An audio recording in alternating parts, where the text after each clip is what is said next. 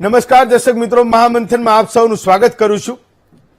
પાટણના જીલિયા ગામે એક સીસીટીવી વિડીયોથી આખા ગુજરાતને ખબર પડી કે આપણા નાના નાના એવા ગામોમાં કેવા કેવા ગુંડાઓ પોતાનું સામ્રાજ્ય બનાવીને બેઠા છે। ભાવેશ અને ભાર્ગવ દેસાઈ નામના બે ભાઈઓના આતંકના કારોબારની સામે જ્યારે પોલીસ બુલડોઝર લઈને પહોંચી તો અમદાવાદના કેટલાય પીડિતોએ આજે એમના ઘરે દિવાળી ઉજવી હશે, દીવા કર્યા હશે। આપણું ગુજરાત એ ગેંગવોર, ગુંડાઓ અને માફિયાઓથી મુક્ત થઈ ગયું છે, એની ક્રેડિટ સરકાર કાયમ લે છે। પણ એ વાતનો મને રાજીપો છે કે આવા માફિયાઓની સામે પીસાતા અને મરતા નાના માણસો, નાના ધંધાવાળાનો અવાજ એ હજુ અમારા પત્રકારો ઝીલી રહ્યા છે। રાજીપો એ વાતનો પણ છે કે રાજ્યના ગૃહમંત્રી હર્ષ સંઘવી સુધી આ અવાજ પહોંચ્યો હશે અને એના કારણે આ કાર્યવાહી થઈ છે એ એની રાજકીય ઈચ્છા શક્તિથી થઈ હશે। જ્યારે પહેલીવાર મહામંથનમાં આ બંને ભાઈઓ અને એમની ગેંગના એ પીડિતોને હું લઈ આવ્યો ત્યારે ગુજરાતને ખબર પડી કે કેવી રીતે પોલીસનું નીચેનું તંત્ર આવા છૂટ ભૈયાઓની ખાતિરદારી કરે છે। પોલીસે અમદાવાદના એક કેસમાં આ ભાઈઓને પકડ્યા અને એના એક જ મહિનામાં એ જેલમાંથી મુક્ત પણ થઈ ગયા। જાણે માનવતાનું કોઈ મોટું કામ કરતા કરતા જેલમાં ગયા હોય અને પછી છૂટ્યા હોય એવા મોટા મોટા વરઘોડા આ અમદાવાદમાં આ બંને ભાઈઓના નીકળ્યા છે। તો એક વાત તો નિશ્ચિત છે કે કોઈ સરા જાહેર ગુંડાઈ કરે, જેલમાં જાય અને જેલમાંથી મુક્તિ પછી એના વરઘોડા નીકળે તો એની પાછળની સાયકોલોજી એ આપણને બરાબર સમજાય છે। એ પોતાના વિસ્તારમાં એવો મેસેજ આપવા માંગે છે કે જો તમે ગરીબ છો, જો તમે નિર્બળ છો, જો તમે સત્તાધારી નથી અને અમારી સામે તમે ફરિયાદ કરી તો આટલો જ સમય અમને જેલમાંથી બહાર આવતા થાય છે।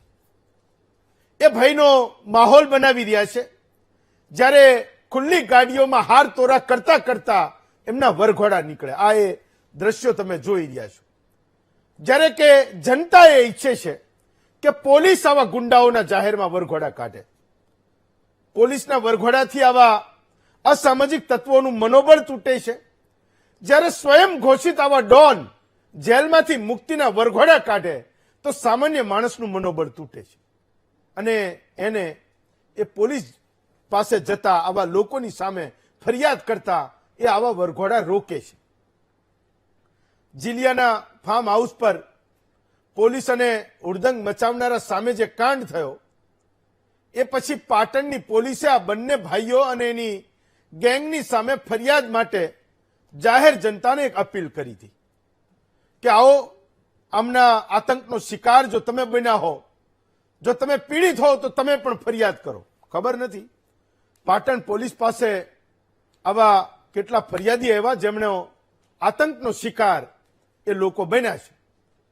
પણ જ્યારે તમે આમના ફાર્મ હાઉસ પર બુલડોઝર લઈને પહોંચો છો તો લોકોનું મનોબળ પણ વધ્યું હશે અને હવે પાટણની પોલીસને ગુજરાતમાંથી પણ આ ભાવેશ અને ભાર્ગવથી પીડિત થયેલા લોકો એ ફરિયાદ કરશે એવો મને ટ્રસ્ટ છે, મને અત્યારે તો વિશ્વાસ છે। મને એ જાણ નથી કે એ વિડીયોની અપીલ પછી એના 48 કલાક 72 કલાક પછી એમને કેટલી ફરિયાદો મળી।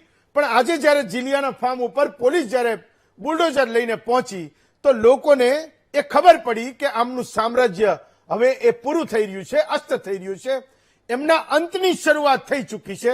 હું એવું સમજુ છું એના કારણે લોકો કદાચ હવે પાટણ પોલીસને પણ ફરિયાદ કરશે કે આના આતંકનો શિકાર અમે પણ બન્યા છીએ। એ પોલીસની સામે પણ મોટો પડકાર છે કે આવા ગુંડાઓ તમારા તંત્રમાં એવી તો કેવી ધાક જમાવે છે કે ગુનો કર્યા પછી, એની ફરિયાદ નોંધાયા પછી, એની ધરપકડ પણ થયા પછી એને તમારો ડર નથી લાગતો। આ ગેંગની સામે 20 થી વધારે ગુનાઓ નોંધાયેલા છે। તમારા સ્કેનરમાં એકવાર આવેલો વ્યક્તિ જો ગુનાખોરીથી ડરશે નહીં તો એનો મતલબ એ થશે કે તમારી વ્યવસ્થામાં કોઈ બેઠું છે જે એમને બળ આપી રહ્યું છે। જિલ્લા પોલીસના વડા એ જવાબદારીમાંથી છટકી નહીં શકે કે આ તો બધું નીચે ચાલતું હતું. અમને તો જાણ હવે થઈ છે. જ્યારે જીલિયાના ફાર્મમાં પોલીસ પર પથ્થરમારો કરનારાને તમે જાહેરમાં દંડાતા તો જનતા તમારા વખાણ કરે છે, એ ખુશ થાય છે કે અસામાજિક તત્વો પોલીસને કેમ પડકારી જાય, તો ક્યારેય ના ચલાવી લેવાય. તો એક કાયદા પ્રિય ગુજરાતના નાના માણસની આ વિભાવના છે તમારા પ્રત્યેની, પોલીસ પ્રત્યેની, કાયદો અને વ્યવસ્થા પ્રત્યેની, એ ગુંડાઓ પ્રત્યેની, કે તમે પોલીસને પડકારી જાઓ એ તો બિલકુલ ના ચાલે. કાલે તો એ મારા ઘર સુધી પણ પહોંચે, કાલે મારા મોહલ્લા સુધી પણ પહોંચે ને કાલે મારા ગામ સુધી પણ આવે.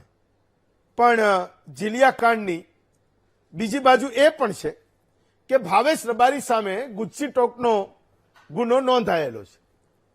આ કાયદો એવું કહે છે, આ બરાબર સાંભળજો હું જે કહું છું એ, આ કાયદો એવું કહે છે, ગુજસી ટોકનો કાયદો એવું કહે છે કે કોઈ વ્યક્તિ સામે ગુજસી ટોકનો ગુનો નોંધવો હોય તો એ શહેરી વિસ્તાર હોય, પોલીસ કમિશનરેટ હોય, તો તમારે પોલીસ કમિશનર અને જિલ્લામાં એ રેન્જ આઈજી કક્ષાના અધિકારીની મંજૂરી લેવી પડે છે.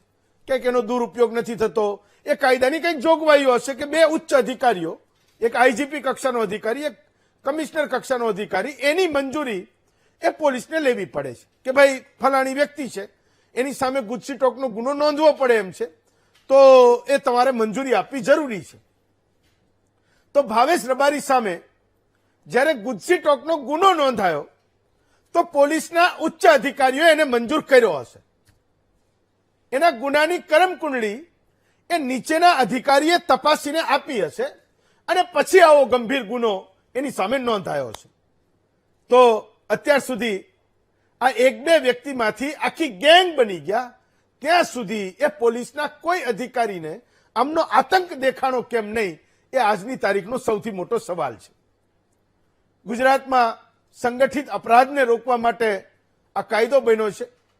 વિચારવા જેવી વાત એ પણ છે કે જે ગુનામાં આજીવન કેદની સજા થાય, આ ગુનેગારોની સરકારી જે એની સંપત્તિ છે એ સરકાર જપ્ત કરી શકે, તો એમની સામે આ ગુનો નોંધાયો પણ ખરો અને આજીવન કેદની સજા તો ઠીક છે, આ ગુનો નોંધાયા પછી માત્ર 3 મહિનામાં જેલની બહાર આવી ગયા.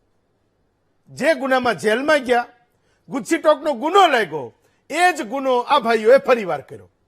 એટલે કે એકવાર મારી સાથે મારપીટ કરવામાં એમની સામે ગુજસી ટોકનો ગુનો નોંધાય, એને સંગઠિત અપરાધ કર્યાનો કોઈ ગુનો એ પોલીસને લાગે કે આને સંગઠિત અપરાધ કર્યો છે અને એની સામે ગુજસી ટોકનો ગુનો નોંધાય, એમાં હું પણ એક ફરિયાદી હોઉં, એ ગુનામાં જેલમાં ગયા પછી 3 જ મહિનામાં એ વ્યક્તિ છૂટી જાય, જે ગુનામાં આજીવન કેદની સજા છે, અને એ જ ગુનામાં ફરી વ્યક્તિ એ મારા ઉપર હુમલો કરવા આવે. અને નવાઈની વાત એ છે કે હજુય આખી ગેંગ અને બંને ભાઈઓ એ છૂટા રખડે છે. તો મને તો આ વાત ખૂબ નવાઈ પમાડે છે. એક બાજુ ગુજરાતમાં એવા કાયદા બને કે સંગઠિત અપરાધીઓની કમર તૂટી જાય, એમના મનોબળ ભાંગીને ભૂક્કો થઈ જાય, પણ એ જ ગુનામાં એની ધરપકડ થાય અને માત્ર 3 મહિનામાં એ જેલમાંથી છૂટી પણ જાય. આજીવન કેદની સજા તો ઠીક છે, ખાલી 90 દિવસોમાં એ માફિયાઓ જેલની બહાર આવી જાય. આ એક ખૂબ ગંભીર વાત છે કે કાયદો એ કડક માત્ર કાગળ પર જ નહીં દેખાવો જોઈએ, કાયદાનો ડર એ અપરાધીઓને દેખાવો જોઈએ, તો એ કાયદો કડક કહેવાય, એવું હું ને તમે માનીએ છીએ. એ તપાસ કરનારા પોલીસ અધિકારીઓ, આ અપરાધીઓની સામે કોર્ટમાં દલીલ કરનારા એ વકીલો અને ન્યાય તોડનારા એ ન્યાયાધીશો માટે પણ વિચારવાનો મુદ્દો બનવો જોઈએ કે આખરે કોઈ એક ગુનામાં આજીવન કેદની જેને સજા પડી શકે, એ ગુનાનો મૂળ આધાર જ આજીવન કેદની સજા છે, એ ગુનામાં કોઈ વ્યક્તિ 90 દિવસથી પણ ઓછા સમયમાં જેલમાંથી મુક્ત કેવી રીતે થઈ શકે, અને એ જ શહેરમાં, જે શહેરમાં એની સામે આ ગુનો નોંધાયો છે, ત્યાં એ જાહેરમાં ખુલ્લી જીપોમાં એ મોટા મોટા હાર તોરા કરતા કરતા એના વરઘોડા નીકળે ને કિલોમીટરો સુધી એમની યાત્રાઓ ફરે. આજે મારે એ સમાજના લોકોને પણ કહેવું છે કે મોટા મોટા ડાયરામાં લોક સાહિત્યકારો, જેમના મુખેમાં સરસ્વતી વસેલી છે, એમણે પણ આવા ગુંડાઓનું મહિમા મંડન કરતા પહેલા કોઈને પૂછવું જોઈએ. કોઈ નિર્દોષ પાસેથી વસૂલ કરેલા પૈસાથી એ મંદિરોના મોટા મોટા ઘુમ્મટ બનાવે, ભગવાનની મૂર્તિઓને સોના ચાંદીના ઘરેણા ધરાવે, તો એ ભગવાન એમાં ખુશ નથી થતો. આવા લોકો ભગવાન ભક્તિ અને એ સામાન્ય માણસની આસ્થાને અભડાવે છે. એને તો મંદિરનું પગથિયું પણ ના ચડવા દેવું જોઈએ. આવા લોકોને છેટા રાખવા જોઈએ. તો સમાજનું કોઈ પણ કામ, આ હું ખૂબ વિચારીને બોલું છું ને હું સમજુ છું કે સમાજનું કોઈ પણ કામ, કારણ કે હું પણ કોઈને કોઈ સમાજનો હિસ્સો છું, જેનો ઉદ્દેશ ગરીબનું ભલું કરવાનો છે, એમાં આવી કાળી કમાણી કરનારા લોકો કદાચ 2-5 લાખ રૂપિયા નહીં આપે તો એ કામ અધૂરું રહેવાનું નથી. અને જો આવા લોકો એ આતંકથી, એમના ભયથી કમાયેલા એ પૈસાને સમાજ ઉજળો થવા માંગતો હોય અથવા તે ઉજળો કરવા માંગતા હોય તો એ પણ નથી થઈ શકવાનું. આ આજે આપણે સમજવાની જરૂર છે. આ એક માત્ર કેસ હોય જેની ચર્ચા આપણે આ મુદ્દા પર કરતા હોઈએ. મહામંથનમાં આજે તમારા તમામ સવાલોને હું પૂછવાનો છું.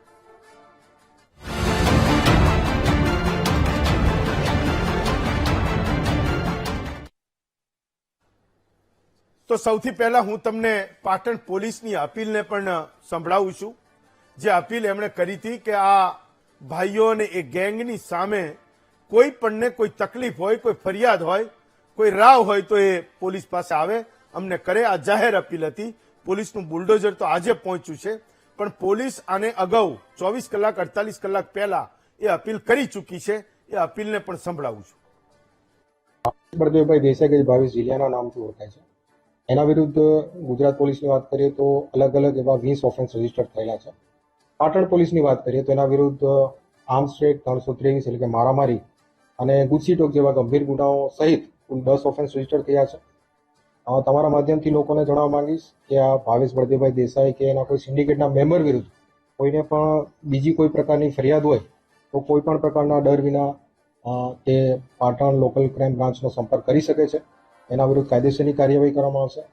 અને તમારા માધ્યમથી જણાવવા માંગીશ કે આવા કોઈ પણ અસામાજિક તત્વો, ગુંડા હોય, સિન્ડિકેટ મેમ્બર્સ હોય, બરાબર, એના વિરુદ્ધ જ્યારે લો એન્ડ ઓર્ડરનો પ્રશ્ન આવશે ત્યારે પાટણ પોલીસ એમાં 0 ટોલરન્સ પોલિસી ધરાવે છે. કોઈ પણ પ્રકારની શરમ રાખ્યા વગર લોકો પાટણ પોલીસનો સંપર્ક કરી શકે છે. આવા કોઈ પણ ઇસમને છોડવામાં નહીં આવે. એના વિરુદ્ધ કડકમાં કડક કાર્યવાહી કરવામાં આવશે. આ ગુનામાં કેટલા જે આરોપી પકડવામાં આવ્યા? અત્યારે વાત કરીએ તો જે નામજોગ આરોપી છે એમાં 2 આરોપી પકડવાના બાકી છે. અને મેં તમને આ અગાઉ કીધું એ રીતે આરોપીને કોઈએ મદદગારી કરી હશે, શેલ્ટર આપ્યું હશે, એવા ઇસમો વિરુદ્ધ પણ કાયદેસરની કાર્યવાહી કરવામાં આવશે. ચલો, આજનો આપણો વિષય છે 7 દિવસનું અલ્ટિમેટમ, લુખાગીરીનું સામ્રાજ્ય ખતમ કે કેમ. 6 વક્તાઓ આપણી સાથે છે.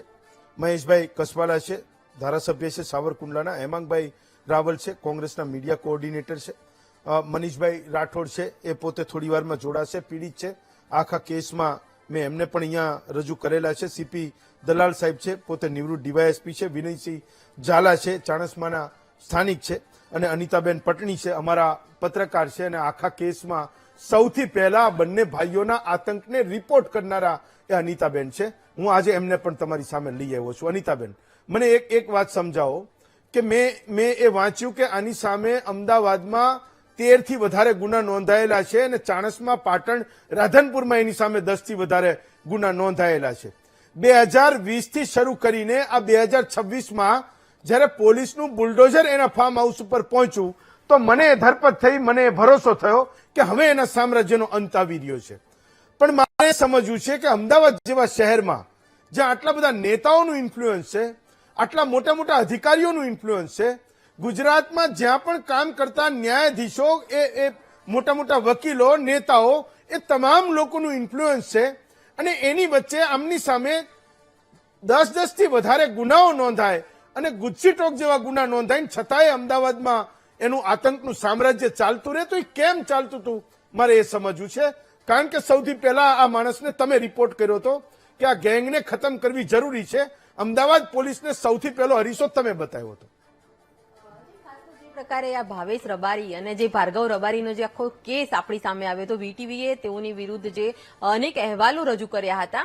ખાસ તો આ કેસની વાત કરીએ તો પાટણથી આ જે બંધુભાઈઓ જેને પોતાની લુખ્ખાગીરી અને ગુંડાગર્દી શરૂ કરી હતી, મસ્તાની ગેંગ નામથી તેઓ જાણીતા હતા અને ગેંગ વોર ચલાવતા હોય તે રીતના વ્યાજખોરીનો ધંધો શરૂ કર્યો હતો. ખાસ તો જયારે આપણે રિપોર્ટ કર્યો હતો ત્યારે તેમનો પહેલો જે ગુનો હતો તે અમદાવાદમાં વસ્ત્રાપુર પોલીસ સ્ટેશનની હદમાં સામે આવ્યો હતો, જેમાં તેમણે એક વ્યક્તિને જયારે વ્યાજે પૈસા આપ્યા હતા અને ત્યારબાદ આ જે બંધુભાઈઓની જે પઠાણી ઉઘરાણી શરૂ થઈ હતી અને ઉઘરાણી એટલી ઘાતક હતી કે આ પરિવાર ખૂબ જ દહેશત હેઠળ જીવી રહ્યા હતા. તેઓએ પોલીસમાં ફરિયાદ કરી, પરંતુ તેમ છતાં બી તેઓનો ડર ઓછો થતો નહોતો.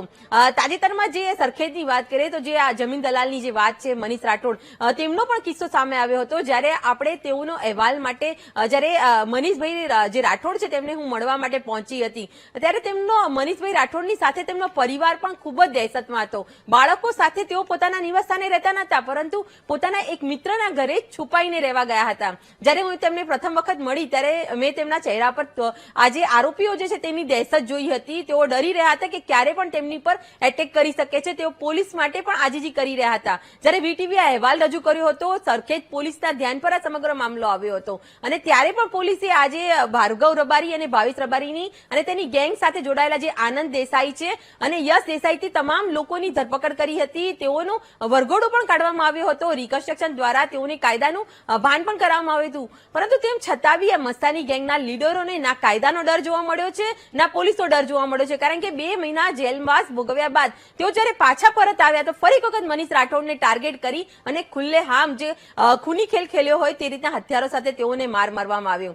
તેઓની વિરુદ્ધ જયારે ગુનાહિત ઇતિહાસની વાત કરીએ તો અત્યાર સુધીમાં 20 થી વધુ ગુના નોંધાઈ ચૂક્યા છે. અમદાવાદમાં તો તેઓની વિરુદ્ધ 10 થી વધુ ગુના નોંધાયા હોવા છતાં બી તેઓને ના પોલીસનો ડર જોવા મળ્યો છે, ના કાયદાનો. ખુલ્લેઆમ જે દાદાગીરી કરી રહ્યા છે, ખંડણી ઉઘરાવી રહ્યા છે, વ્યાજખોરી કરી રહ્યા છે, પરંતુ હજુ સુધી તેઓને પણ નિયંત્રણ લાવવામાં હજુ સફળતા નથી મળી. જયારે પાટણ પોલીસ અત્યારે આજે નિર્ણય લીધો છે તેના સામ્રાજ્યને અંત લાવવા માટે જે પ્રકારની કાર્યવાહી કરી રહી છે, તો આગામી સમયમાં તેઓના જે આજે ગુંડાગર્દીનો અંત આવશે કે નહીં, એક ચોક્કસ અત્યારે એક સવાલ છે.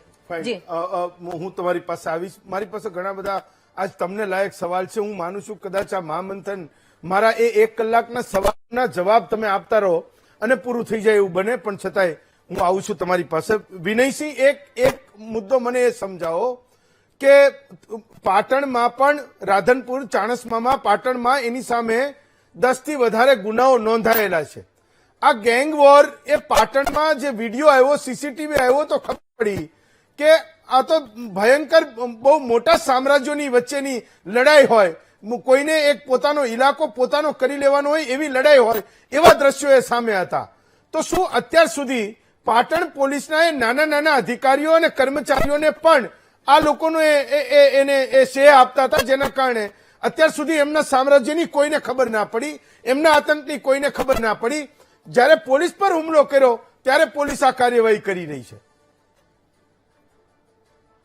સૌ પ્રથમ તો વીટીવી નો ખૂબ ખૂબ આભાર કે સત્ય પ્રકાશિત લોકો સમક્ષ લાવ્યા અને આની સામે એકદમ સત્ય વાત આખા સમગ્ર દેશને અને ગુજરાતને જાણવા મળી. એ બદલ તમારો ખૂબ ખૂબ આભાર. વાત એમના ગુનાહિત ઇતિહાસની સમગ્ર ગુજરાત જાણે છે કે કેવી ગુનાહિત પ્રવૃત્તિઓ કરે છે. સોશિયલ મીડિયામાં પણ જોઈએ છે, સમાચાર પત્રોમાં પણ જોઈએ છે. તેમ છતાં ક્યાંક ને ક્યાંક પોલીસ એમની સાથે મળેલી છે કે કેમ, એવા પ્રકારના એમને આશ્રયો મળતા હોય છે કે ભાઈ તમે આ જ ઘટના જોઈ લો. તો એ દિવસે 1.5 મિનિટનો વિડીયો છે, તમે સોશિયલ મીડિયા પર જોતા હશો. એટલે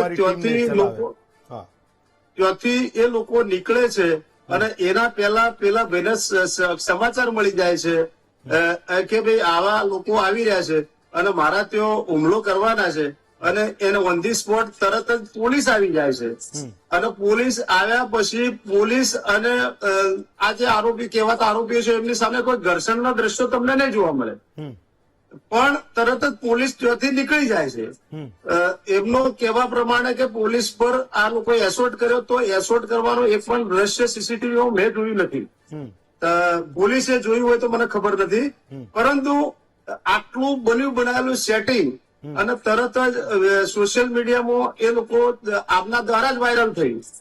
અને સોશિયલ મીડિયા અને પ્રેસમાં પણ વાયરલ થયું. અને એક તરફી એવું ઉભું કરવામાં આવ્યું કે સમાજ આ આરોપીઓ અને પોલીસ સામે થયા. ભાર્ગવ તો બને નીકળી ગયા. એટલે આવા પ્રકારનું જયારે દહેશતનું વાતાવરણ હોય, લોકો ડરી ગયેલા હોય, તમે આજે પોલીસે અપીલ કરી કે કોઈ પણ ફરિયાદ હોય તો તમે અમારી સામે લખાવી શકો છો. આ લોકોએ અઠવાડિયા પહેલો આ જે કહેવાતા ગુનેગારો છે અત્યારે એમની ગાડી ઉપર હુમલો કરી અને પાટણ વચ્ચોવચ્ચ ગાડી તોડી દીધી હતી અને એમને ઈજાઓ કરી હતી. તેમ છતાં પોલીસને દેખાવી નહીં. બીજી વસ્તુ કે આ સીધે સીધું બન્યું બનાયેલો કમ્પ્લીટ ટાર્ગેટ કરેલો પોલીસ અને આ બધાનો લોકોનો મિલી ભગત હોય એવું આખા પ્રકારે વાતાવરણ દેખાઈ રહ્યું છે. સર નહીં, પણ તમને એ ટ્રસ્ટ નથી આવતો કે અત્યારે તો પોલીસે બુલડોઝર લઈને પહોંચી? મેં તો કીધું કે મને તો ભરોસો આવે છે કે પોલીસનું બુલડોઝર પહોંચ્યું તો અમદાવાદમાં કેટલાય પીડિતો આજે દિવાળી ઉજવતા હશે કે ભાઈ સારું થયું, એકની આ આતંકની જે સીમા હતી એ ખતમ થઈ ગઈ ને હવે એનું પૂરું થવાનું છે. તો હજુ પણ તમને એ ભરોસો નથી?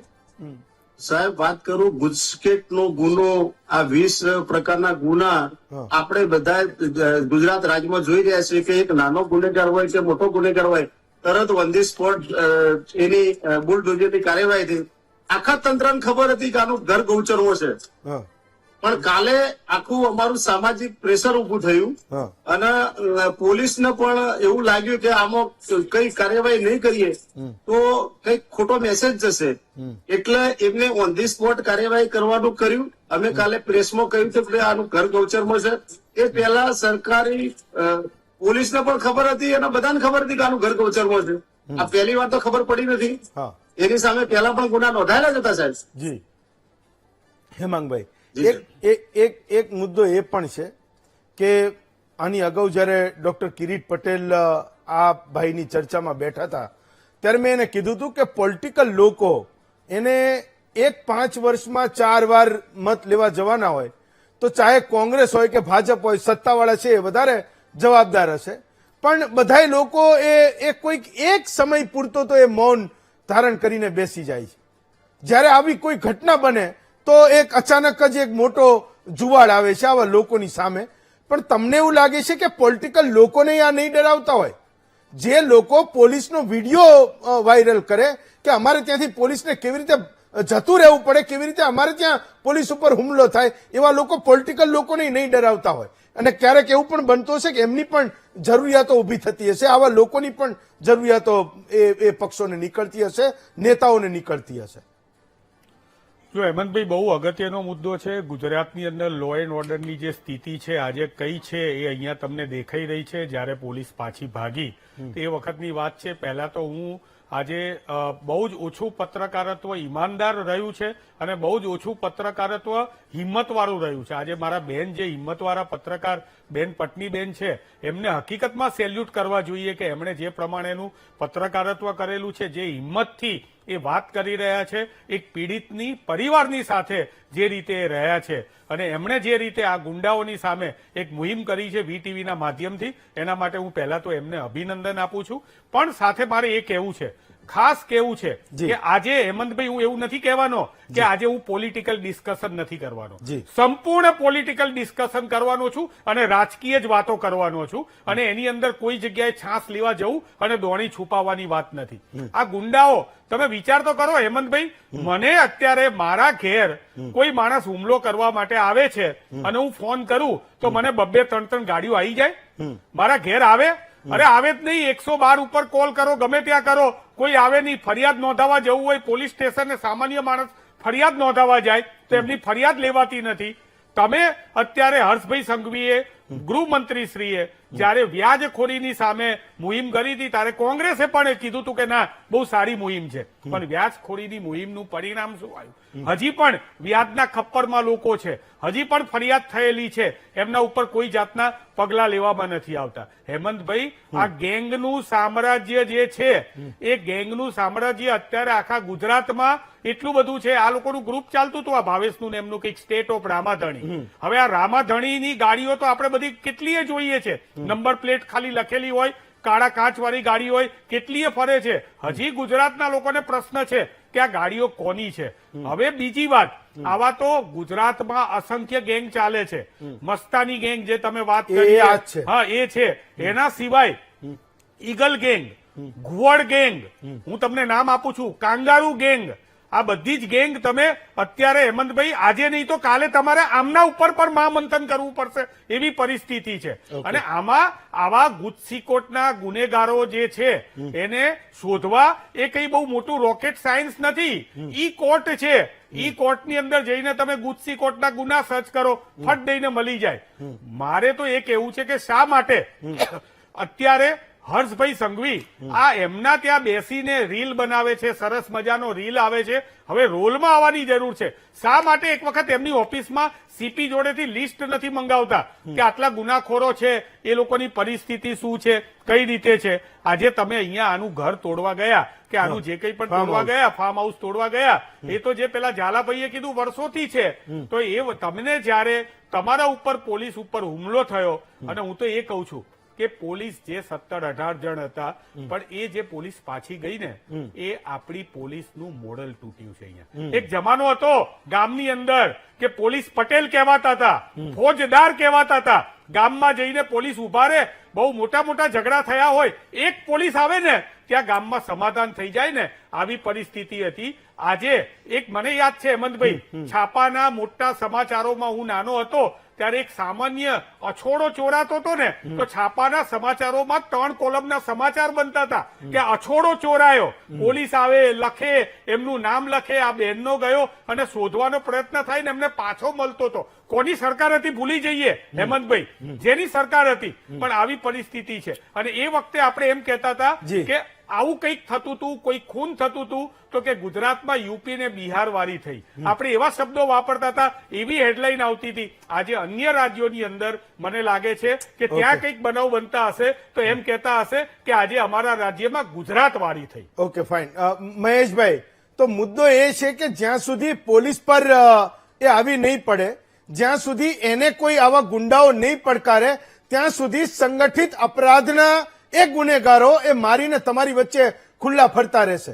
તમે ધારાસભામાં કાયદો બનાવો, ગુજસીટોક જેવો કાયદો બનાવો, એને આજીવન કેદની સજાનો કાયદો એ ગુજરાતની સરકાર બનાવે, ધારાસભ્યો બનાવે, રાષ્ટ્રપતિ એને મંજૂરી આપે, પણ એવા લોકો 90 દિવસની અંદર છૂટી જાય, હું માનું છું કે આપણું ગુજરાત ના હોઈ શકે. મહેશભાઈ. હેમંતભાઈ, ચર્ચા પણ સારી છે, પણ ભાઈ હેમાંગભાઈ એમને પોલિટિકલ એંગલથી જોવાનું એમને વધારે પસંદ પડ્યું છે. મારો એક વાત પહેલી છે કે આ ગુજરાત એટલું હું ગર્વથી કહું છું, અને તમે પણ ગર્વથી કહેતા હશો. હેમાંગભાઈ કહે કે ના કહે મને ખબર નથી. આ ગુજરાત શાંત ગુજરાત છે, સુલેહ સાથેનું ગુજરાત છે, અને આ ગુજરાત એ છે એનો ઘણો બધો શ્રેય આજે પણ હું એક ધારાસભ્ય તરીકે પણ પોલીસને આપું કે આપણી પોલીસની સતર્કતા, આપણી પોલીસની કામગીરી અને આપણા કાયદાઓને કારણે આજે ગુજરાત આટલું શાંત છે. દેશના નામાંકિત શાંત રાજ્યોની અંદર ગુજરાત આવે છે. હા, ગુજરાતને બદનામ કરવું હોય તો હેમાંગભાઈ કરી શકે. અને મને એ પણ યાદ છે કે મેં પણ એ છાપાની અંદર કોલમો વાંચી કે જે સરકારોના મંત્રીઓ હથિયારો વેચતા હતા એ પણ મેં જોયું. મોહમ્મદ કુર્તી જે હથિયારો વેચતા હતા એ પણ મોટું જોયું છે. મારે પૂર્વાજમાં નથી, પણ હું એટલું ચોક્કસ કહું છું કે અમાનવીય કૃત્ય કરનારા લોકો જે છે એની સામે માનવીય કાયદાઓ કામમાં નહીં લે. તમારી વાત સાથે હેમંતભાઈ હું નક્કી છું, તમારી સાથે છું કે આ માટે હજી પણ કડક કાયદાઓની જોગવાઈઓ જરૂર કરવી પડે, અને વિધાનસભાની અંદર જરૂર પડશે તો હું પણ આ 100% રજૂઆત કરવા માટે તૈયાર. મને મારી પીડા એ હતી હેમંતભાઈ, હું આ આખી ઘટના છે એના વિશે બહુ એટલું બધું હું નથી જાણતો, કારણ કે હું સૌરાષ્ટ્રનો ધારાસભ્ય છું, મારું એના પર એટલું બધું હતું નહીં.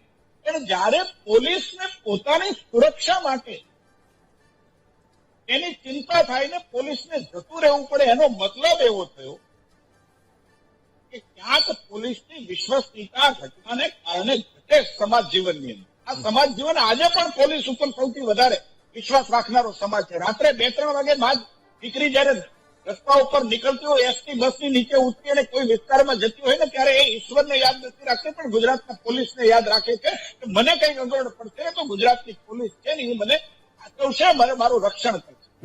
આ પોલીસની સુરક્ષા સામે જયારે આવી ગેંગ અને એના કોપને કારણે આવી સુરક્ષાનો સવાલ ઉભો થાય ત્યારે મારે અભિનંદન તો 100% એટલા માટે આપવા જ પડે. ભલે હર્ષભાઈ સંઘવીના નામની માળા એ જપે જપા કરે, પરંતુ એક યુવાન ગૃહમંત્રી પોલીસને આ કાર્યવાહી કરવા માટેની છૂટ આપે, એને સ્વતંત્રતા આપે. અને આજે જે દ્રશ્યો આપણે જોઈએ છીએ એ દ્રશ્યો મારી તમારી સામે આવે, પ્રજાનો વિશ્વાસ છે પોલીસમાં વધે, પોલીસનું મનોબળ વધે, એ પ્રકારનું કામ રાજ્યની સરકાર કરે છે. અને એટલા માટે આ રાજ્યની અંદર પોલીસનો ખોફ હોવાને કારણે આવી ઘટનાઓ આ બને છે. ત્યારે મારું તમ શું છે, શરમ ચૂકી જાય એ વાત, પરંતુ આવી બધી ઘટનાઓ અટકાવવામાં આ પોલીસનો છે મહત્વનો રોલ છે, એવું આજે પણ. અને એ પ્રકારની ઘટનાઓ આ પ્રકારની ગેંગો, એની સ્પેશિયલ ગાડીઓ, એ વાત સાથે હું સંમત છું કે કેટલાક નામ લખેલી ગાડીઓ આવે છે. હું માનું છું કે હજી પણ પોલીસે સતર્કતા વધારવી પડશે, આવા લોકોને તાત્કાલિક ઓળખવા પડશે અને ઉગતા ડામવા પડશે. આજે સમયની જરૂરિયાત છે એ વાત. Okay, fine. દલાલ સાહેબ, એક વાત તો નક્કી છે કે ગુજરાતમાં એવા કાયદાઓ બન્યા કે આતંકીઓ અને સંગઠિત અપરાધ કરનારા લોકો એ કાયદાનું નામ પડે ને કાપી જાય. આ બંને ભાઈઓ ઉપર એક કાયદો લાગ્યો, 90 દિવસમાં એનું જેલમાંથી બહાર આવવું. હું હજુ પણ એ નથી સમજી શકતો કે એ પોલીસ અધિકારીઓ, એ દલીલો કરનારા વકીલો અને ન્યાયાધીશો ક્યારે એવું વિચારતા હશે કે જે જનજીવનને, સામાન્ય માણસને, 1 કરોડના અમદાવાદની એક મોટા ભાગની વસ્તીને એના વિસ્તારોમાં ડરાવનારા, ભયનો માહોલ પેદા કરનારા લોકો એ આજીવન કેદના ગુનામાં એ 30-30, 50-50 અને 60-60 દિવસમાં કેવી રીતે છૂટી જાય? બીજું એ છે કે પાટણમાં જે ઘટના બની, સર પ્લીઝ, મારો એક સવાલ બીજો પણ છે. પાટણમાં જે ઘટના બની, આજે એસપી પણ એની એવી એ ના કહી શકે અથવા બચી ના શકે કે નીચે શું થતું હતું, આ ભાઈઓ કયા પોલીસ કર્મચારીઓને, અધિકારીઓને સાચવતા હતા એ મને નથી ખબર. કારણ કે એ માણસ ઉપર 13-13, 15-15 ગુના તમારા જિલ્લામાં નોંધાયેલા હોય ને એનું આવડું મોટું સામ્રાજ્ય થઈ જાય, જ્યાં સુધી પોલીસની ગાડી ઉપર પથ્થર ના પડે ત્યાં સુધી તમે બુલડોઝર લઈને ના પહોંચો. દલાલ સાહેબ.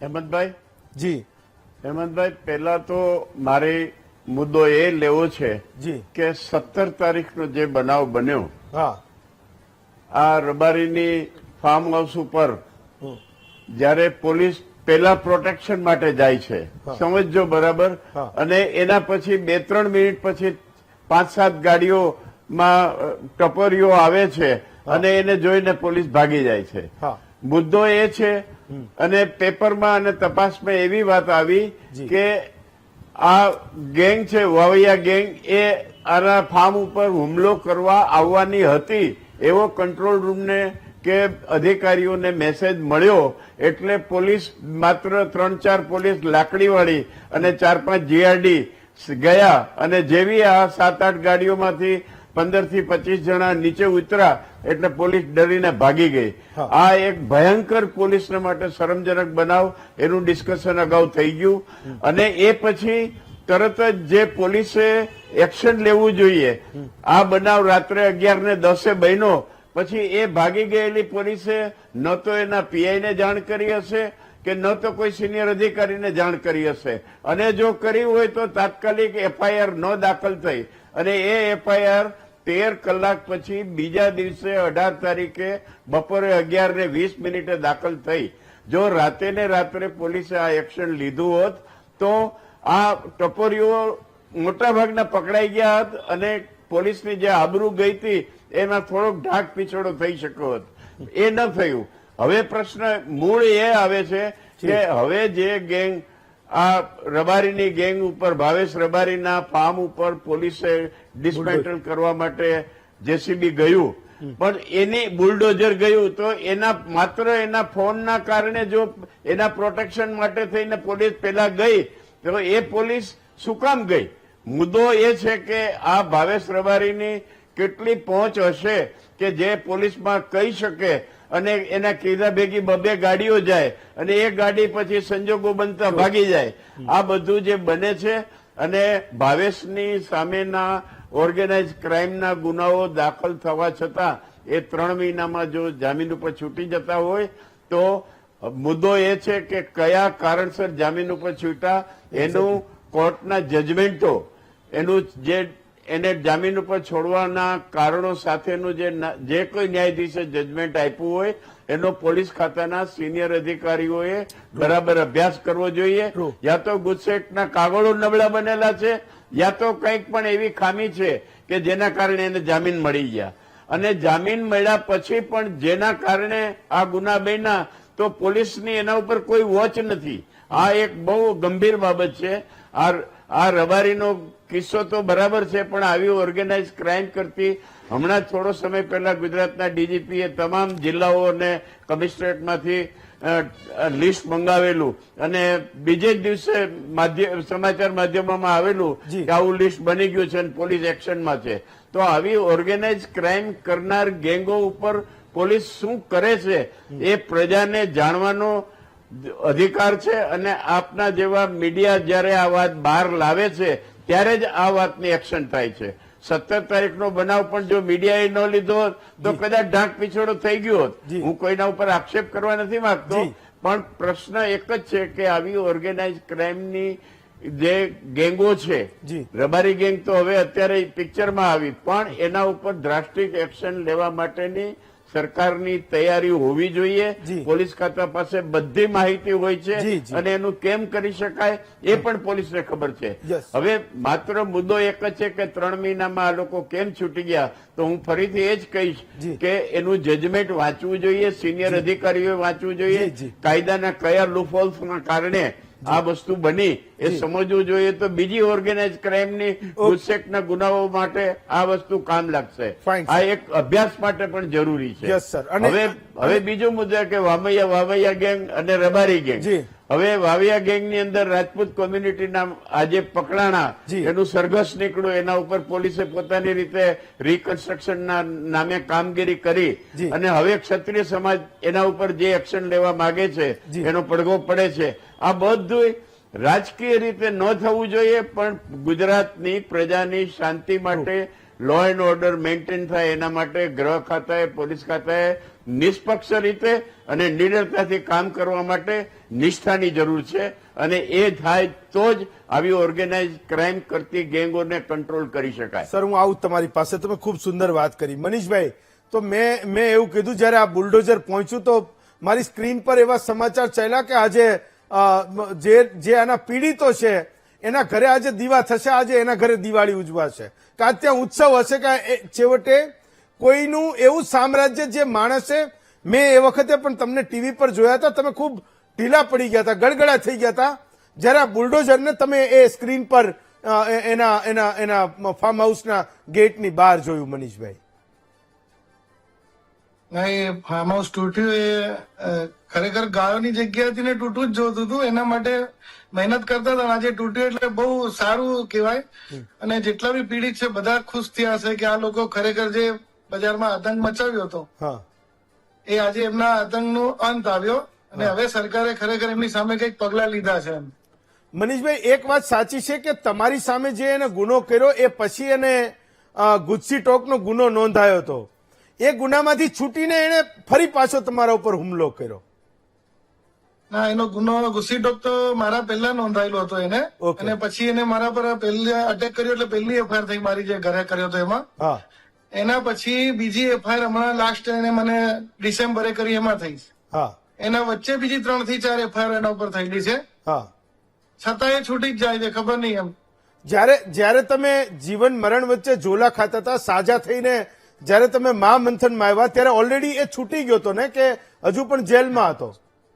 ના, એ તો 15 દિવસમાં જ છૂટી ગયો. 307 દાખલ થઈ હતી, છતાંય 15 દિવસમાં છૂટો થઈ. એટલે તમે હોસ્પિટલ થી ઘરે ન આવ્યા એ પહેલા એ વ્યક્તિ જેલમાંથી બહાર આવી ગયો હતો?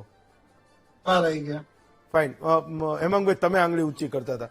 હેમાંગભાઈ, મારે ખાલી એટલું જ કહેવું છે જી કે મારે ધારાસભ્ય શ્રી સાવરકુંડલાને કહેવું છે, મારે અત્યારે બીજા બધા સરઘસો પાયલબેન ગોટીના નીકળ્યા તે યાદ નથી કરાવવા એમને, બરોબર છે. મારે એટલું જ કહેવું છે કે હવે આ મનીષભાઈ જેવા જેટલા પીડિતો છે, કમસે કમ તમે ધારાસભ્ય તરીકે અત્યારે એમને બાંહેધરી આપો કે હવે પછી આ ગેંગ કઈ નહીં કરે. મને તો એની બીક છે કે હજી પણ આ ગેંગને કઈ નથી થવાનું. હજી પણ આ ગેંગ એ જ રીતે જે રીતે નિવૃત્ત ડીવાયએસપી સાહેબે દલાલ સાહેબે વાત કરી કે જે પ્રકારેનું સેટિંગ છે, હેમંતભાઈ હું અત્યારે બહુ જ જવાબદાર વ્યક્તિ તરીકે કહું છું કે પાલનપુરમાં એક જગ્યાએ ખેડૂતોની જગ્યા ખાલી કરાવવા માટે આખી પોલીસ પાર્ટી આવી.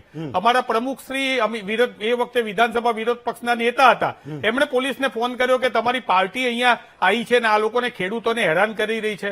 તો કે અમારી જોડે તો કોઈ ફરિયાદ જ નથી.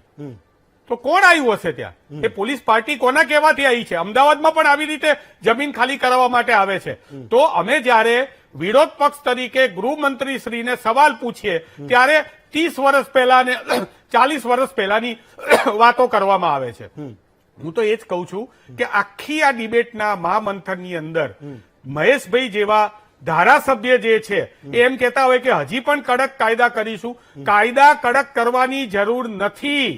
કાયદા તો એના એ જ છે, કાયદાને કડક રીતે અમલ કરવાની જરૂર છે અને કાયદાનો કડક અમલ નથી થતો એની અમને વેદના છે. વિરોધ પક્ષ તરીકે અમે શું કરી શકીએ? અમે વિરોધ પક્ષ તરીકે વિધાનસભાની અંદર વાત રજૂ કરી શકીએ. અમે વિરોધ પક્ષ તરીકે અમે પોલીસને તો ઓર્ડર આપી ના શકીએ ને.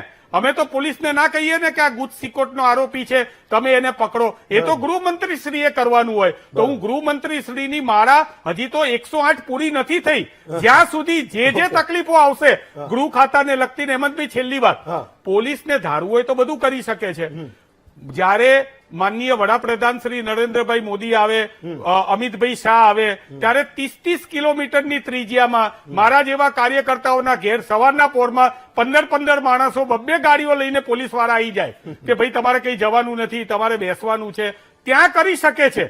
પણ આવા મનીષભાઈ જેવા જે લોકો પીડિતો છે એમના માટે આ પોલીસ કેમ દોડતી નથી? એ પ્રશ્ન મારે પોલીસને નથી પૂછવો, પણ ગૃહમંત્રી શ્રીને માનનીય ધારાસભ્ય સાવરકુંડલાના માધ્યમથી પૂછવો. મહેશભાઈ આપો જવાબ કે મૂળ તો ખાલી એવું કહી દેવાશે કે ખૂબ બધું કાબુમાં છે અને આવા લોકો બધા પોલીસથી ડરે છે અને સરકારના વ્હીલ પાવરની આગળ બધાનું કશું જ આવતું નથી. પણ જ્યારે આવા કિસ્સાઓ બહાર આવે, જ્યારે આવા લોકોના આતંક લોકોને દેખાય ત્યારે લોકોને ખબર પડે છે ખાલી વાત કરવાથી નહીં ચાલે, એક્શનની જરૂર છે. જેટલા જિલ્લા અને તાલુકાઓમાં આવા માફિયા અને ડોન બનીને બેઠા છે એ લોકોને હાથમાં દોરડા બાંધીને જાહેરમાં ફટકારવાની જરૂર છે. હેમંતભાઈ, એક વાત નક્કી છે કે ગુજરાત એ ગુજરાત છે આખું. હું કહું છું, હું ગુજરાત ઉપર ગર્વ લઉં. હું ગુજરાતની બદનામી કરી અને પોલીસ છે એના ખોફને ઓછો કરી કે પોલીસનું મનોબળ તોડીને આ ડિબેટમાં છવાઈ જવા માટેની મારી મનોવૃત્તિ 1% પણ નથી. 1% પણ નથી. હું ડીવાયએસપી સાહેબ જે ચર્ચા કરતા હતા સ્વીકારું છું, એ ચર્ચાને હું આવકાર. પરંતુ આને પોલિટિક્સને હેમાંગભાઈ કહી શકે, કારણ કે એને છૂટા દળે રમવાનું. તમારી સરકારો જ્યાં છે ત્યાં પણ આ ઘટનાઓ ઘટે. અમારી સરકારો ત્યાં છે, આવી ઘટનાઓ અનેક પ્રકારની ઘટે છે. એટલે હું એવું ન કહી શકું કે કોંગ્રેસની સરકાર છે ત્યાં મનીષભાઈ જેવા કાર્યકર્તા છે ત્યાં આવી ઘટનાઓ નથી ઘટતી, એવું હું ન કહી. હું 100% કહું છું કે રાજ્યની અંદર શાંતિ એટલા માટે છે કે ગુજરાતની અંદર કાયદાનું શાસન છે, કાયદાનું પાલન એ પોલીસ કરાવે છે. છતાં પણ આવા લૂફોલ્સ ત્યાં આવે છે, આવા લૂફોલ્સ આવે છે કે કોર્ટ કચેરીના પણ હોઈ શકે, કાયદાની ચટકબારીમાંથી પણ નીકળી જતા હોય છે, વકીલોની સલાહ પણ હોઈ શકે અને સમાજ જીવનમાં કેટલીક જગ્યાએ ક્યાંક પ્રોત્સાહન પણ હોઈ શકે. હું ડંકાની ચોટ ઉપર કહેવામાં મને વાંધો, કારણ કે આવા લોકો જયારે છૂટે છે ત્યારે સમાજનો એક વર્ગ એને હાર તોરા પહેરાવવા પણ જાય છે. સમાજ જીવનમાં આ ન બનવું જોઈએ. અને આવા જયારે ઘટનાઓ ઘટે છે ને આવા દ્રશ્યો સોશિયલ મીડિયા ઉપર આવે છે ને ત્યારે આવા સામાજિક તત્વોની હિંમત હેમાંગભાઈ વધતી હોય. અને એટલા માટે હું કહું છું કે પોલીસની સાથે સાથે સમાજ જીવનની સાથે સાથે રાજકીય ઈચ્છા શક્તિ એ હોવી જોઈએ ને ત્યારે જ આવા લોકોની સામે પગલા લેવાય. અને એટલા માટે ગુજરાતની અંદર શાંત ગુજરાત આજે કરફ્યુ મુક્ત ગુજરાત મેં જોયું છે. ઓકે. શાસનો મેં જોયા છે ને એના ઉદાહરણ અમારે આપવા પડે કે 25 વર્ષ પહેલાનું હોય કે 50 વર્ષ પહેલાનું હોય. આજ ઘરમાં જઈ અને છરીઓ મારી છુરેબાજી કરી અને આ રાજ્યના નેતાઓને લારી ઉપર સુવડાવી અને એના દ્રશ્યો પણ ગુજરાતે જોયા છે. ઈ શાસન આજે નથી. આજે કાયદાનું શાસન ઓકે. છે. અને હું પોલીસને એ રીતે ન વખોડી શકું. હા, પોલીસના લીપોલ હોય ત્યાં અમે વખોડીએ, ઓકે. પરંતુ પોલીસને એ રીતે ન વખોડી શકાય. આ પોલીસ છે એટલા માટે આજે મારી તમારી સુરક્ષા છે. એ જ પોલીસ ઓકે. નરેન્દ્ર મોદીની પણ સુરક્ષા કરે છે ને ભૂપેન્દ્રભાઈ પણ સુરક્ષા કરે છે અને રાહુલ ગાંધી ગુજરાતની અંદર ઓકે. આવે છે ને ત્યારે એની પણ સુરક્ષા એ જ ફાઇન. પોલીસ કરે છે. ચલો માત્ર પોલિટિક્સ ની અંદર છવાઈ જવાનો મતલબ ઓકે. કે ગૃહમંત્રીને ટીકા કરવાથી કાયદાનું શાસન ન ફાઇન. આવી શકે. ઓકે. કાયદાનું શાસન એ પોલીસને પ્રશાસનિક ઓકે. રીતે સારા કાયદા આપીએ ત્યારે આપવું પડે. ઓર મને હેમંતભાઈ જવાબ આપે, મુનશી ટોકનો કાયદો 3 વખત કેવી રીતે પાછો આવ્યો હતો?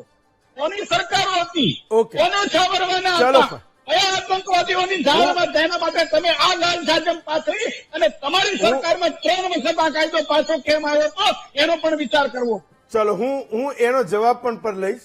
અનિતાબેન પાસે પણ આવીશ કે એવા કેટલાય લોકો હશે કે જેમણે ફરિયાદ નોંધાવી, પણ એવાય લોકો હશે કે જેના આતંકથી અત્યાર સુધી ફરિયાદ નથી નોંધાવી શક્યા.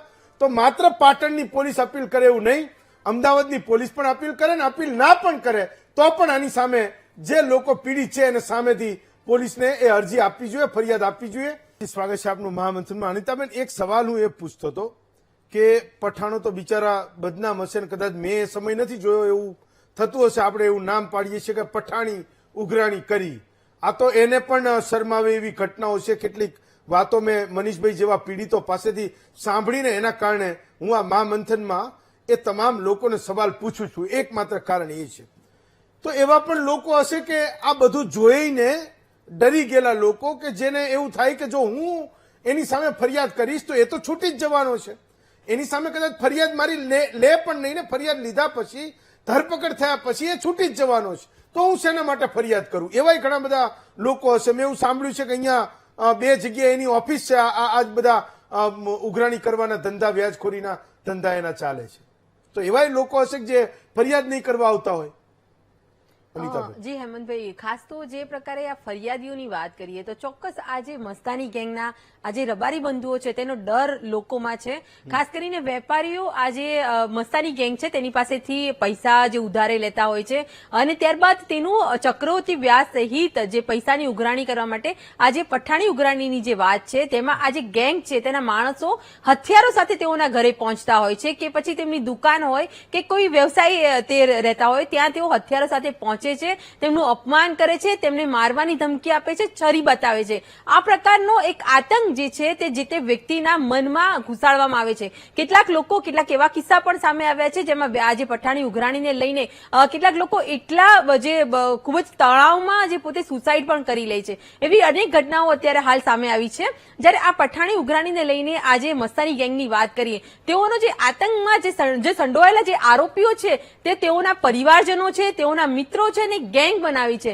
12 થી 15 લોકોની આ ગેંગ છે જે એક સાથે ગાડીઓ લઈને જે તે વ્યક્તિના ઘરે જયારે ઉઘરાણી કરવા જતી હોય છે ત્યાં ગાડીઓ લઈને જાય છે, તેઓની સાથે અશ્લીલ ગાળાગાળી કરે છે, સમાજમાં તેઓને બદનામ કરે છે અને સાથે પોતાનો જે આતંક, જે ડોન હોય, કોઈ ગેંગસ્ટર હોય તેવો પ્રભાવ પાડીને લોકોમાં એક ડર ઉભો કરે છે. તેઓના ડરના કારણે અનેક જે લોકો, જે પીડિત લોકો છે, જે પીડિત વેપારીઓ છે તે હજુ સુધી ફરિયાદ કરી શક્યા નથી.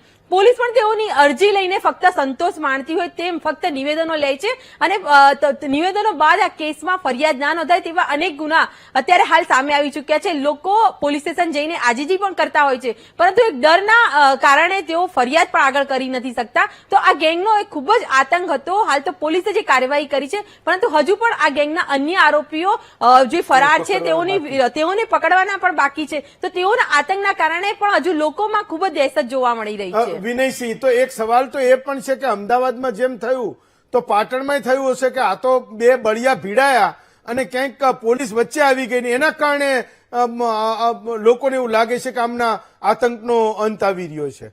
પણ અત્યાર સુધી તમારે ત્યાં કોઈ એની સામે પડકાર ફેંકનારું નહોતું, એને કોઈ પૂછનારું નહોતું, એની સામે કોઈ પગલાં લેનારું નહોતું. વિનયસિંહ, ફાઇન. મનીષભાઈ, હવે તો તમને એવું લાગે છે ને કે મેં તમને કીધું કે હું એ બુલડોઝરને જોઉં છું તો મને પ્રતિકાત્મક રીતે એવું લાગે છે કે અમે આખી જિંદગી એમને કાં ભાગતા ફરવાનું છે ને કાં એમને જેલની પાછળ રહેવાનું છે.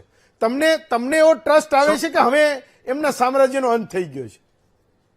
હા, હવે એમના સામ્રાજ્યનો અંત થતો દેખાય જ છે. આમાં જયારે મારા પર એમને હુમલો કર્યો હેમંતભાઈ, ત્યારે મને બોડીમાં લગભગ 180 થી 90 ટાંકા આવ્યા. ત્યારે એમનો કોઈ વરઘોડો કાઢવામાં ના આવ્યો. પણ આ જે લોકોને સામે એમને મારા કરી એમના માણસના પગ ભાગી નાખ્યા છે, ત્યારે એ લોકો એને ફાર્મ ઉપર મારવા ગયા. ત્યારે 18 જણાને પકડીને એમનો ગંદો વરઘોડો કાઢવામાં આવ્યો, એમને ગંદી રીતે મારવામાં આવ્યો. આવું કેમ? એ લોકોનો સામે લડવા ગયા ત્યારે આવું થયું ને, અને પોલીસ કેમ એમનો સપોર્ટ કરે છે? ટ્રુ. ચલો દલાલ સાહેબ, લાસ્ટ ફાઇનલ કમેન્ટ. મારો એક સવાલ એ છે કે પોલીસના સકંજામાં એકવાર આવેલો માણસ એ એટલો ડરી જાય, એને કાયદાનો ડર લાગે ફરીવાર એ ગુનો ન કરે, તો આ નવી પેઢીના માફિયાઓ, આતંકીઓ એવા તો કેવા એ બનેલા છે કે એને એ પોલીસની લાઠી અને બંદૂકનો ડર નથી લાગતો. ફાઇનલ કમેન્ટ દલાલ સાહેબ. હેમંતભાઈ, આપનો જે સવાલ છે ને એનો જવાબ એક જ હોઈ શકે કે પોલીસ ઓર્ગેનાઇઝેશન જે રીતે કામ અત્યારે કરે છે ને એની ઘણી બધી મર્યાદાઓ આવી ગઈ છે. ફરીથી હું આ ડિબેટની અંદર મુદ્દો લેવા માંગુ છું કે ગુજરાત પોલીસનું સંખ્યાબળ નેશનલ પોલીસ કમિશનની ભલામણ મુજબ અત્યારે 1,34,000 નું હોવું જોઈએ. ધારાસભ્યશ્રી બેઠા છે, રૂલિંગ પાર્ટીના છે. હું કઉ છું સરકાર સુધી અવાજ પહોંચાડો કે ગુજરાતનું સંખ્યાબળ જે નેશનલ પોલીસ કમિશનની ભલામણ મુજબ અત્યારે 1,34,000 નું હોવું જોઈએ. એની સામે મંજૂર મહેકમ 84 નું છે અને કમનસીબી એ છે કે હાજર મહેકમ 70,000 છે. આ વર્ષે 14,000 પોલીસની ભરતીની પ્રક્રિયા ચાલુ છે. પણ એક વિચાર કરો કે જે જગ્યાએ ગુજરાતની 7.5 કરોડની વસ્તી માટે 1 લાખ ઉપર પોલીસ જોઈએ, ત્યાં જો 70,000 થી ઓછી પોલીસ હોય તો આ પોલીસ એ માણસ છે, એ સમાજમાંથી આવે છે, એની પાસેથી સમાજ અને ખાતું અને વહીવટી તંત્ર આટલી મોટી અપેક્ષાઓ રાખે એ પણ એક વ્યાજબી નથી. એટલે હું તો ધારાસભ્યશ્રીને આ મારી વાત સાંભળે છે, કહું છું કે સરકારશ્રીમાં આનો એક અવાજ પહોંચાડો. આ મારી નવી વાત નથી. નેશનલ પોલીસ કમિશનની ભલામણ 1977 થી છે અને સમગ્ર ભારતને લાગુ પાડેલી છે કે 1 લાખની વસ્તીએ 197 પોલીસ હોવા જોઈએ. આજે ગુજરાતની વસ્તી 7.5 કરોડની આસપાસ છે, 1.25 લાખ ઉપર પોલીસ જોઈએ, એને બદલે 70,000 હાજર છે. ચલો લાસ્ટ 10 સેકન્ડ મહેશભાઈ, હા હું તમારી પાસે આવું. લાસ્ટ 10 સેકન્ડ મહેશભાઈ, લાસ્ટ 10 સેકન્ડ. હેમંતભાઈ, જે દલાલ સાહેબ જે વાત કરે છે, વાતને 100% પહોંચાડવી અમારી ફરજ છે. રાજ્યની જનતાના હિત માટે તમે પણ આટલી ચિંતા કરો છો. એટલે બીજી વાત મારા ધ્યાન પર આવે છે કે જે પ્રકારનો કેસ આ બનેલો, જે ઘટનાઓ બન્યો, એટલા કેસો થયા છે, હું સ્પષ્ટપણે માનું છું કે આ સ્ટડી કેસ તરીકે લેવો જોઈએ. પણ આની રજૂઆત કરીશ કે આને સ્ટડી કેસ તરીકે લેવો જોઈએ. જે કાયદાઓમાં લૂપહોલ્સ રહે, હું આની તમે આ મંચ ઉપર હું એની ચર્ચા નહીં કરી શકું, પણ ક્યાંક પોલીસની મજબૂરી, ક્યાંક રાજનૈતિક સત્તાધીશોની મજબૂરી, જે કાયદાઓ આગળ છે એના ઉપરથી કાયદાઓનું કાર્યક્ષેત્ર વધારવું બોલ્ડ સ્ટેટમેન્ટ અને સ્ટડી કેસ તરીકે લેવા પડશે. કારણ કે ગુજરાત છે એને આપણે જે દિશાની અંદર આપણે આગળ વધી રહ્યા છીએ, જે પ્રકારે સુરક્ષિત ગુજરાતની દેશની અંદર જે પ્રકારે શાખ છે, એ શાખને ટકાવી રાખવા માટે આ આજના સમયની જરૂરિયાત. તમે પહેલ કરજો, મારા જેવા ઘણા બધા માધ્યમો એ તમને સપોર્ટ કરશે. લાસ્ટ 10 સેકન્ડ હેમંતભાઈ, લાસ્ટ 10 સેકન્ડ. મને એ થયું કે મહેશભાઈએ જે મેં વાત કરી જે જ વાત દલાલ સાહેબે કરી. એમને ત્યાં ગુજરાતનું અપમાન ના લાગ્યું. ગુજરાતનું અપમાન હકીકતમાં તો પોલીસો આપણે ઓછા છે, પોલીસોની કામગીરીનું ભારણ વધારે છે, પોલીસનું મોડેલ તૂટી રહ્યું છે, એને આગળ વધારવા માટે ગૃહ વિભાગે અને સરકારે કામ કરવું જોઈએ. છેલ્લી વાત, નરેન્દ્ર મોદી સાહેબની સુરક્ષા કરવાની જવાબદારી અમિતભાઈ શાહ સાહેબની કે રાહુલ ગાંધીની એ પોલીસની હોય તો આ મનીષભાઈની પણ સુરક્ષા કરવાની જવાબદારી પોલીસની. ફાઇન. ચલો મહેશભાઈ, હેમાંગભાઈ, મનીષભાઈ, દલાલ સાહેબ, વિનયસિંહ અને અનિતાબેન, 6 વક્તાઓનો ખૂબ ખૂબ આભાર માનું છું. એ અપેક્ષા પણ રાખું છું કે આ ગેંગના 2 લોકોની સામે એ દેખાતી કાર્યવાહી પોલીસ કરી રહી છે. ગેંગમાં જેટલા પણ બાકીના લોકો છે, ચાહે ચાણસ્મામાં હોય, ચાહે રાધનપુરમાં હોય, પાટણમાં હોય કે અમદાવાદના કોઈ પણ વિસ્તારમાં હોય, પોલીસ એને પકડીને પણ નશ્યત કરશે એવો ભરોસો મને છે. નહીં લાગે એવું લાગશે કે હજુ પણ એનો આતંક અહીંયા ચાલુ જ છે, તો ફરી પાછો મહામંથનમાં આ બધાને ફરી પાછો લઈને આવીશ. આજે રજા આપશો. આવતીકાલે વધુ એક નવા વિષય સાથે ફરી મળીશું. રજા આપશો.